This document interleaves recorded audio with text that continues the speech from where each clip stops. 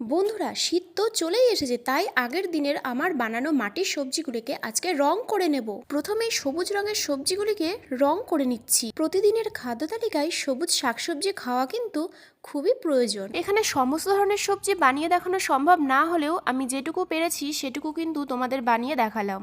এই ছোট ছোট সবজির মডেলগুলিকে কিন্তু তোমরা স্কুলের কর্মশিক্ষার হাতের কাজেও কিন্তু দেখাতে পারো। এখানে আমি টমেটো, গাজর, বেগুন, উচ্ছে, ফুলকপি, পটল, ভেন্ডি, পেঁপে, লঙ্কা, বিনস, মটরশুঁটি ধরনের সবজিগুলিকে বানিয়ে নিয়েছি।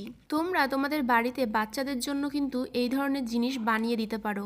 বাচ্চারা এই ধরনের জিনিস নিয়ে খেলতে কিন্তু খুবই পছন্দ করে। তোমাদের সাথে কথা বলতে বলতে আমার সমস্ত কিছু রং করা কিন্তু প্রায় কমপ্লিট হয়ে গেছে। আর শেষে ওই বেগুনটার কালার আমার সবুজ রং ভালো লাগছিল না, তাই আমি শেষে বেগুনি কালার করে দিয়েছি। আর এখানে কোন সবজি তোমাদের বেশি ভালো লেগেছে কমেন্টে জানিও। ধন্যবাদ।